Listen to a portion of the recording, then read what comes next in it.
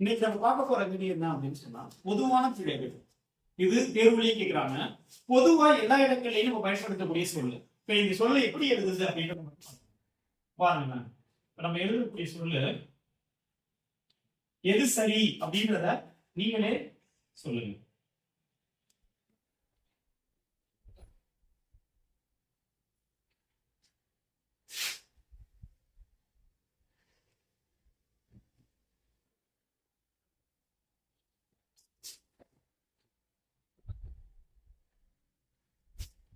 இப்ப நம்ம ரெண்டு வரி பயன்படுத்திருக்கேன். ரெண்டு சொல்லு இருக்கு, திருநிலை செல்வன், திருநிலை செல்வன்.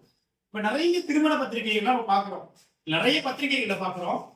திருநிலை செல்வன், திருநிலை, இந்த வரிகள் பயன்படுத்திக்கிட்டு இருக்கோம். ஆனா இந்த வரிகள் சரியான முறையில் பயன்படுத்துறோமா அப்படின்றதுலதான் நம்ம இருக்கு. இப்ப எது சரியா இருக்கும்னு நினைக்கிறீங்க? திருநிலை செல்வன் வந்திருக்கு, திருநிலை செல்வன் அப்படின்னு நம்ம எல்லாரும் என்ன சொற்களை பயன்படுத்துறோம் அப்படின்னா க ச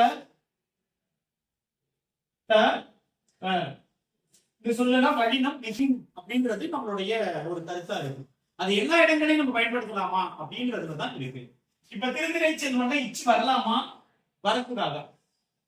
இப்ப எப்படி பயன்படுத்துறது அப்படின்னா ஒரு விதியை பயன்படுத்தி தெரிஞ்சுக்கணும். நம்ம என்ன அப்படின்னா இதுல இருக்கக்கூடிய சொற்களை பார்க்கணும். இந்த திருநிறை இல்லைன்னா திருவளர், திருவளர் செல்வன் அப்படின்னு குறிப்பிட்டிருப்பாங்க. அப்ப திருநிறை, திருவளர் இதெல்லாம் என்ன அப்படின்னா வினைத்தொகை. திருநிறை, திருவளர் இதெல்லாம் என்ன சொல்ற அப்படின்னா வினைத்தொகை சொல்லு. அப்ப விதி என்ன அப்படின்னா வினைத்தொகையில்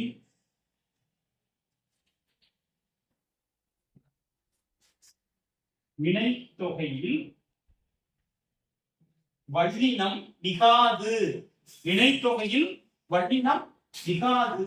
இந்த வல்லெடுத்த இங்க வராது, இந்த காசக இங்க வரக்கூடாது. வல்லினம் மிகாது அப்படின்றதுதான் இந்த விதி.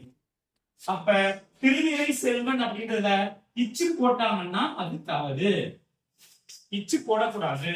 அப்ப திருநிறை ஒரு வினைத்தொகை சொல்லு வந்துருச்சு, அப்ப இந்த இடத்துல வல்லினம் மிகக்கூடாது. திருவளர் ஒரு என்ன சொல்ல வந்திருக்கு, வினைத்தொகை வந்திருக்கு, அப்ப என்ன பயன்படுத்த கூடாது, திருவளர் செல்வன் இச்சு வரக்கூடாது. அப்ப வினைத்தொகையில் வல்லினம் மிகாது என்றால் வினைத்தொகை சொற்களோடு வேற எந்த சொல்லு சேரும் போதும் அங்கே வல்லினமான இந்த விதிகளை பயன்படுத்த கூடாது, அங்க வல்லினம் மிகாது அப்படின்றத நம்ம தெளிவா தெரிஞ்சுக்கணும். பாருங்க, அதனாலதான் இந்த சொற்களை நம்ம பயன்படுத்துறோம். அலை கடல் அப்படின்னா அலை கடல் தான் பயன்படுத்தணும், நம்ம அலைக்கடல் இக்கு போட மாட்டோம். சரி, ஓகே. இப்ப இதுல இன்னொரு முக்கியமான ஒரு விஷயத்தை பாருங்க, நான் சொல்லக்கூடிய ரொம்ப ரொம்ப முக்கியமான விஷயம். இப்படி சொல்லிக்கிட்டே இருக்கும்போது சுடு தண்ணீர் அப்படின்ற சொல்லு, சுடு தண்ணீர். இப்ப இது சரியான சொல்லா, இது சரியான சொல்லா? சுடு இது ஒரு வினைத்தொகை. அப்ப சுடு பக்கத்துல தண்ணீர் இக்கு வரல, தண்ணீர் சுடு தண்ணீர் சரியான சொல்லா அப்படின்னா இது தவறான சொல்லு. இது அதிகமாக நம்ம பிழைகளை ஏற்படுத்தக்கூடிய ஒரு சொல்லு. சுடு தண்ணீர் என்பதே தவறான ஒரு சொல்லு.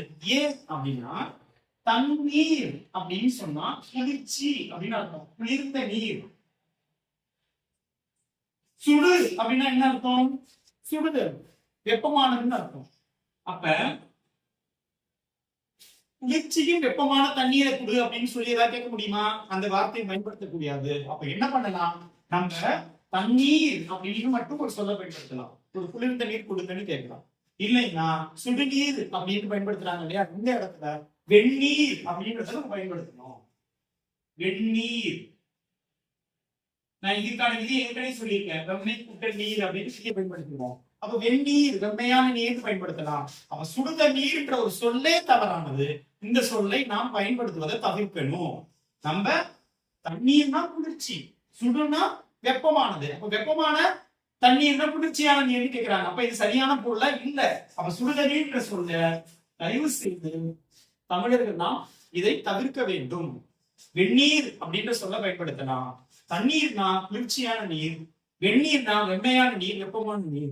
சோ இது போல நம்ம சொற்களை நம்ம பயன்படுத்துறது மட்டும் இல்லாம எழுதுறதுலயும் பேச்சு வழக்குலயும் இதை பயன்படுத்தணும்னா சிறப்பா இருக்கும்.